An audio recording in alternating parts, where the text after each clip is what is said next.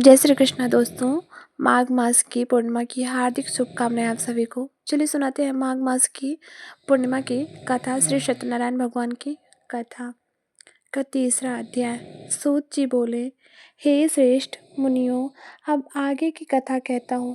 पहले समय में उल्कामुख नाम का एक बुद्धिमान राजा था। वह सत्यवक्ता और जितेंद्रिय था।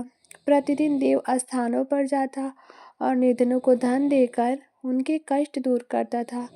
उसकी पत्नी कमल के समान मुख वाली तथा सती साध्वी थी।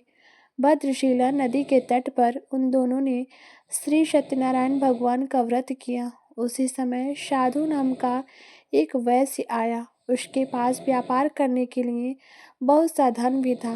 राजा को व्रत करते देखकर वह विनय के साथ पूछने लगा, हे राजन, भक्ति भाव से पूर्ण होकर आप यह क्या कर रहे हैं? मैं सुनने की इच्छा रखता हूँ, तो आप मुझे बताएं। राजा बोला, हे साधु, अपने बंधु बांधवों के साथ पुत्र आदि की प्राप्ति के लिए एक महाशक्तिमान श्री सत्यनारायण भगवान का व्रत व पूजन कर रहा हूँ। राजा के वचन सुन साधु आदर से बोला, हे राजन, मुझे इस व्रत का सारा विधान कहिए। आपकी कथा अनुसार मैं भी इस व्रत को करूँगा। मेरी भी संतान नहीं है और इस व्रत को करने से निश्चित रूप से मुझे संतान की प्राप्ति होगी। राजा से व्रत का सारा विधान सुन व्यापार से निवृत्त हो वह अपने घर गया।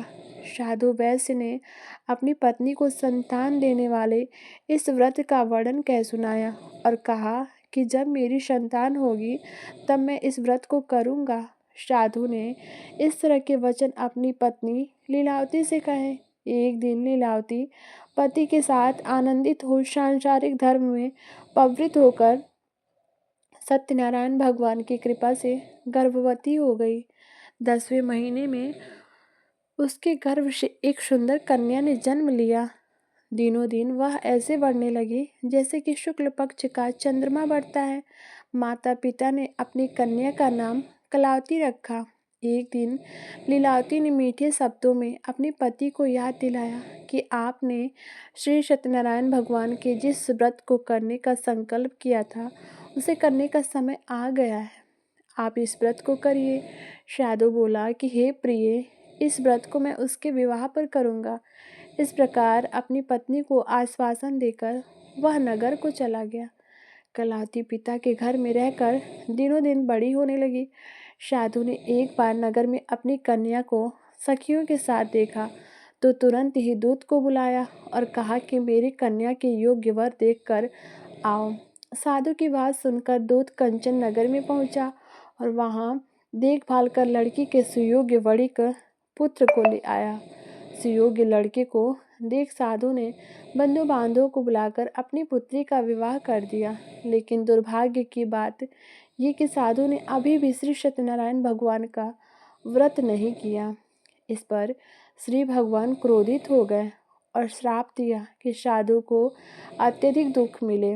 अपने कार्य में कुशल साधु बनिया जमाई को लेकर समुद्र के पास स्थित होकर रत्नासारपुर नगर में गया। वहां जाकर दामाद ससुर दोनों मिलकर चंद्रकेतु राजा के नगर में व्यापार करने लगे। एक दिन भगवान सत्यनारायण की माया से एक चोर राजा का धन चुराकर भाग रहा था। उसने राजा के सिपाहियों को अपना पीछा करते देख चुराया हुआ धन वहां रख दिया जहां साधु अपने जमाई के साथ ठहरा हुआ था। राजा के सिपाहियों ने साधु वैश्य के पास राजा का धन पड़ा देखा तो वह देख ससुर जमाई दोनों को बांधकर प्रसन्नता से राजा के पास ले गए और कहा कि उन दोनों चोरों को हम पकड़ लाए हैं, आप आगे की कार्यवाही की आज्ञा दें।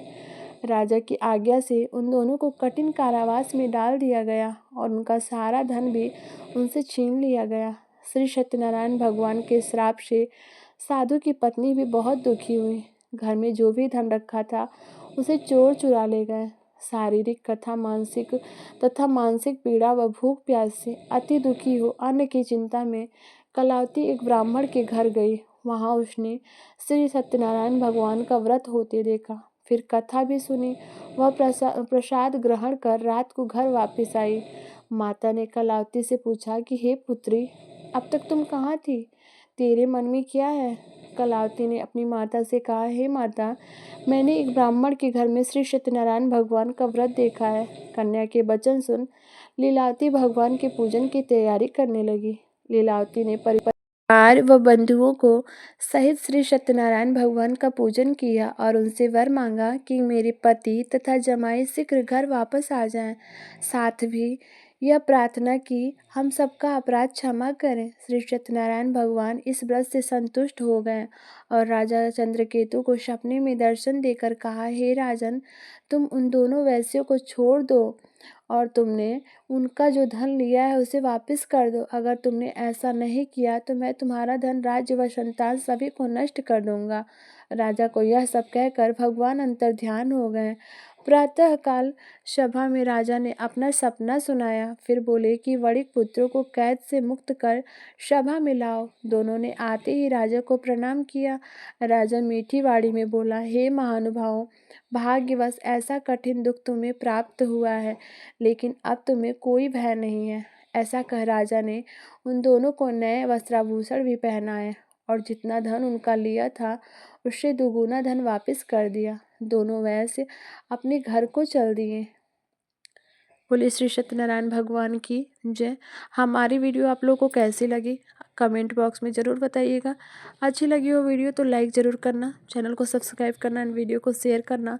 तो चलिए फिर मिलते हैं एक और कथा के साथ। तब तक के लिए धन्यवाद। श्री हरि विष्णु भगवान की जय।